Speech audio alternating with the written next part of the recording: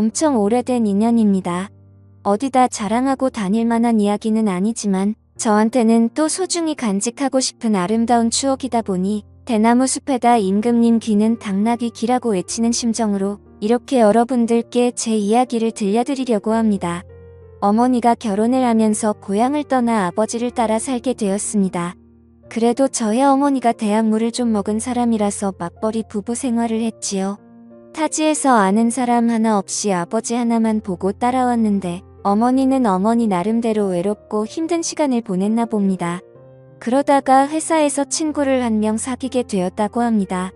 나이 차이는 조금 나는 편이기는 했지만 어머니한테는 그 주변 지역에서 말 터놓고 지낼 유일한 사람이었기 때문에 친하게 지내게 되었습니다. 어머니를 언니라고 부르면서 잘 따르기도 했고 다행히 둘이서 죽도 잘 맞아서 둘이서 매번 같이 놀러 다니고 그랬답니다.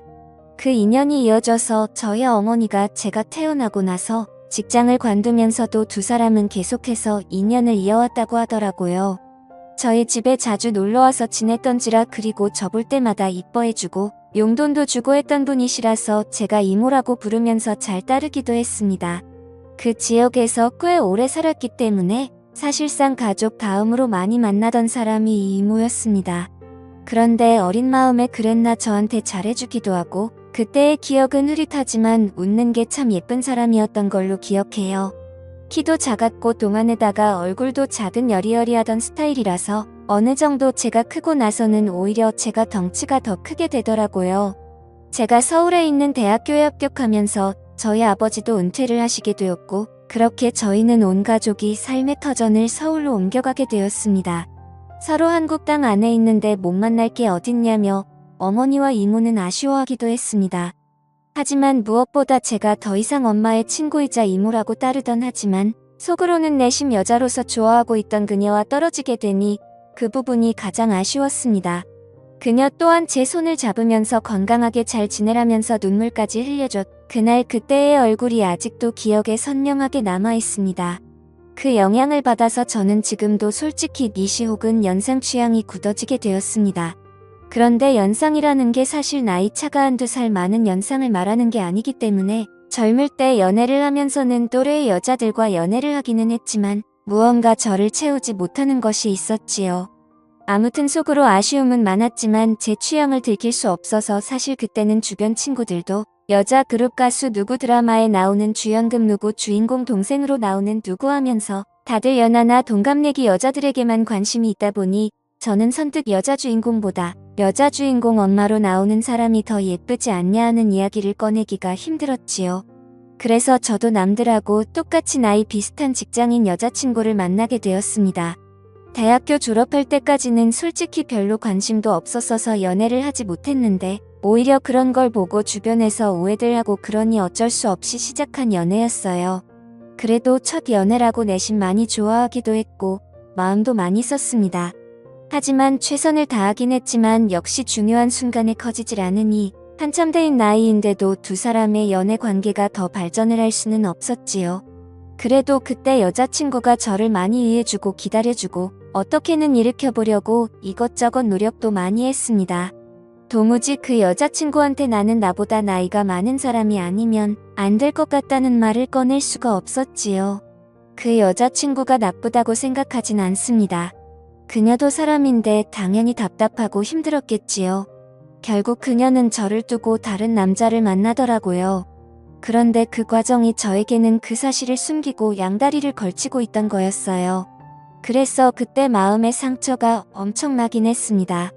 저를 위해 그만큼 희생해준 좋은 사람이었던 여자친구가 나를 두고 어떻게 양다리를 걸칠 수가 있나 하는 배신감이 더 컸지요.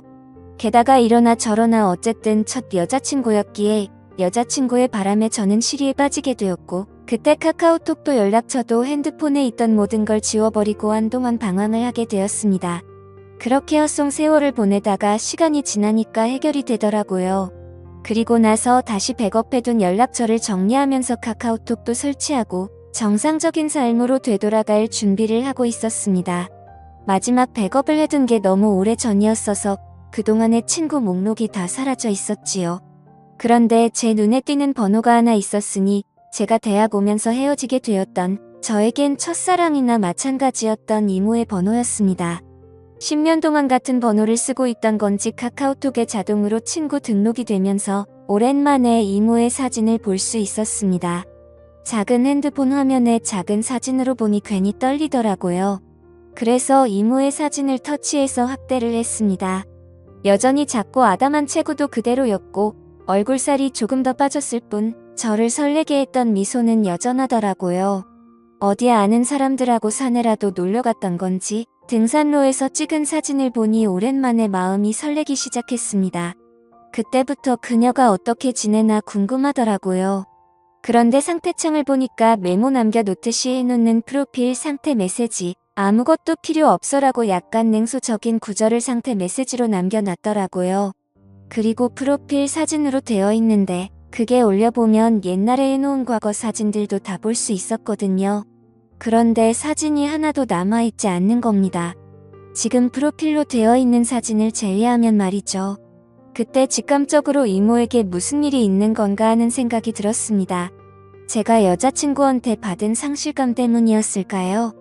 아니면 그 여자친구가 그렇게 노력을 하며 오랫동안 사랑을 나누는데도 한 번을 재구실을 못했던 게 사실은 마음속에 오래전부터 그녀를 품고 있었기 때문이었을까요? 무작정 짐 싸들고 이모가 살고 있는 예전 그 동네로 향했습니다. 하도 오랫동안 이어온 인연이다 보니 어디 사는지도 다 알고 있었는데 이모 집에 찾아가니 모르는 사람이 나오더라고요. 10년 이모와 떨어져 지낸 시간이 10년이고 강산이 변한다는 세월이 긴 하지만 체감상 그렇게 오랜 시간이 지난 것 같지 않은데 집부터 바뀌어 있으니 당황스러웠습니다. 그녀가 보고 싶어 찾아간 동네였으니 그녀를 찾아 애엠을 봐야 단도직입적으로 그녀에게 대놓고 연락을 해봐야겠다는 생각이 들었어요. 멀리 떨어져도 얼굴 못 보고 지낼 일이 있냐고 했었지만 정말 거짓말같이 매일매일 만나던 이모였는데 이사 가자마자 10년 동안 그냥 아예 남이 되어버렸었거든요. 내 번호가 저장이나 되어 있으려나 사실 큰 기대를 하지 않았는데 이모는 전화를 받자마자 제 이름을 불러주더라고요. 이렇게 반갑게 맞이해줄 거면 왜 지난 10년 동안 모르는 사람처럼 지내왔는지 제가 얼마나 이모를 보고 싶었는지 몰랐나 싶기도 하더라고요. 이모와 저는 오랜만이라며 엄마는 어떻게 지내니, 학교는 졸업 잘했니, 회사는 다니니 등등 별 실없지 않은 안부를 물으며 한참 동안 대화를 나눴습니다. 그러다가 이모도 제가 갑자기 연락을 한 이유가 궁금해졌는지 오랜만인 건 좋은데 무슨 일 있는 거냐고 왜 연락을 했냐고 물어오더군요. 그래서 솔직하게 이모 카카오톡에 있는 사진과 프로필 메시지 보고 이모한테 무슨 일이 있는가 싶어서 저도 모르게 연락을 하게 되었다고 했습니다.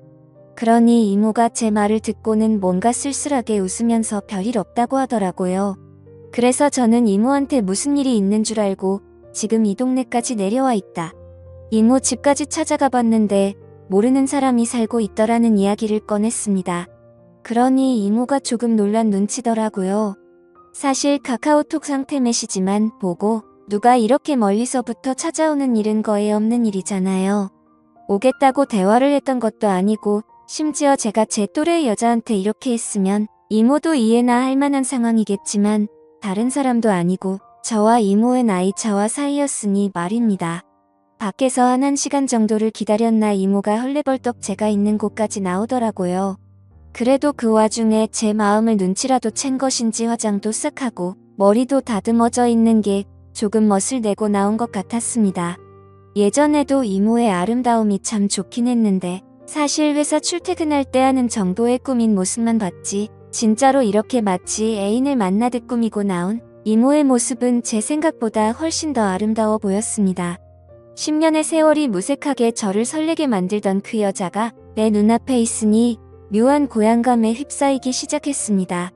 심지어 예전에는 항상 어머니와 함께 셋이서 그녀를 만났는데 이번엔 남자 대 여자로 단둘이서 만나고 있으니 그 기분은 이루 말할 게 없었지요.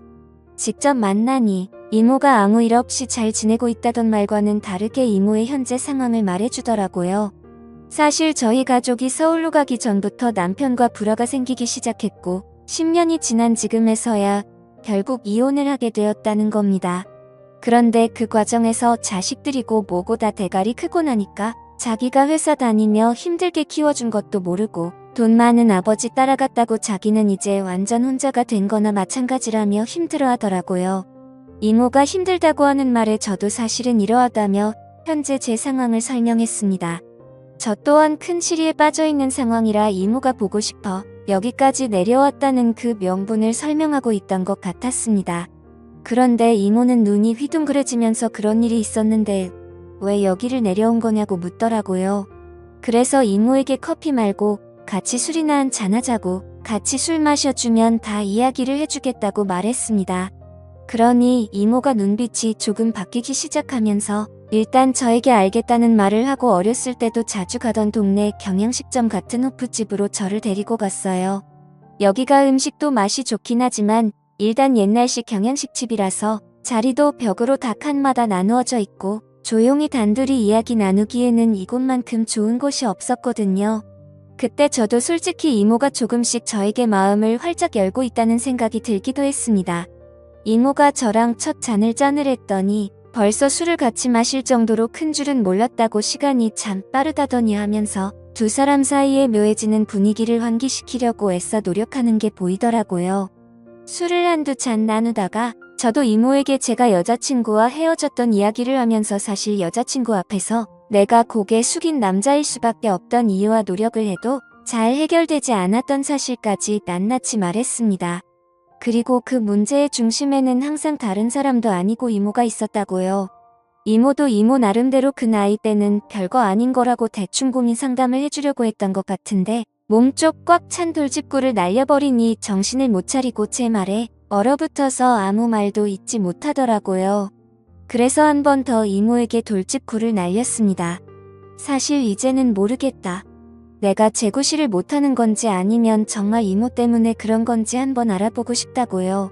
이게 해결이 되면 저도 앞으로 쟤한테 문제가 있는 게 아니라 억눌렸던 제 마음과 심리적인 요인을 알 수 있으니 저한테도 도움이 되지 않겠냐. 이모에 대한 걱정도 많았지만 나도 내 마음을 확실하게 정리를 하고 싶어서 찾아온 거다 하고 단도직입적으로 다른 게 아니고 이모를 원한다는 말을 건넸습니다.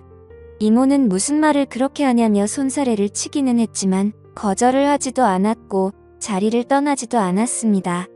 역시는 역시인가 술 앞에 장사가 없다더니 결국 이모도 이모 스스로 맨정신으로는 할 수 없겠다는 결론에 도달한 건지 나름 이건 우리가 암묵적인 동의를 하긴 했지만 실수나 마찬가지인 거라고 대의 명분을 만들려던 상황이었지요. 이모는 가족들과 떨어져 나와 혼자 지내고 있으니 집에 혼자서 지내고 있었어요. 집까지 데려다 달라는 이모의 말이 시간이 늦었으니까 자고 가라는 말이 앞으로 일어날 일에 대해서 의심을 넘어 확신이 되어가고 있는 상황이었습니다. 여자친구와 분위기도 많이 만들고 이런저런 시도는 많이 해봤지만 실제로는 단 한 번도 해본 적이 없으니 많이 긴장이 되기도 했습니다만 솔직히 걱정할 게 없었습니다. 이모가 알아서 잘해줄 거라는 생각이 들었거든요. 여자친구와 이런저런 시도를 할 때와는 전혀 달랐습니다. 이미 이모를 부축하고 이모의 집까지 가는 동안 저는 이미 준비가 되어 있었거든요. 저에게 있어서는 오래된 첫사랑이자 제 어머니에게는 둘도 없는 고향 친구 같은 사람이었습니다. 그 오묘하고 복잡한 인간관계 속에서 그 중심에 내가 있다니 오히려 그게 더욱더 저를 설레게 하더군요. 게다가 저는 이미 10년이 아니라 아마 철들었을 때부터 계속 이모를 제 곁에 두고 싶어 했었으니 말입니다. 다음날 아침이 돼서야 이모는 걱정이 되기 시작했나 봅니다. 실수라고 하기에는 이미 서로가 의도한 대로 되었다는 걸 알고 있기에 후회해도 이미 때는 늦은 상황이었으니 말입니다. 저도 직장인이기에 결국 주말을 보내고 나서 서울로 돌아가야 했습니다만 그녀의 매력에 첨벙 빠지고 말았습니다. 그녀도 은퇴를 한 상황인데 굳이 뭐하러 제가 매주 주말마다 지방까지 내려와야 하는지 싶어서 아예 그녀에게 생활 정리하고 서울로 올라오라고 제안을 했지요. 그녀는 저한테 버림받을까 두려움이 있었는지 주저하더라고요. 그래서 제가 그녀에게 다시 확신을 줬습니다. 당신은 내가 10년이 넘는 세월 만에 겨우 내 것으로 쟁취한 사람이라고 이제는 절대 놓치지 않을 거라고요. 제가 어머니한테 결혼하고 싶은 여자가 있다 하여 그 자리에 이모를 데리고 나갔을 때 어머니는 뒷목을 잡고 쓰러질 뻔했습니다. 어차피 저는 취직 후에는 집에서 나와 혼자 살고 있었는데 집에서는 허락받지 못한 만남이기에 결국 이모와 둘이 살림을 합쳐서 지내게 되었지요. 언젠가는 부모님도 저와 이 이모의 사이를 인정해줄 그날이 올 거라고 믿어 의심치 않습니다. 그때까지는 좀 오랜 시간이 걸리겠지만 지금은 최선을 다해서 지금의 만족스러운 삶을 유지해 보려고 합니다. 오늘의 사연은 여기까지네요. 긴 사연 끝까지 들어주셔서 감사합니다.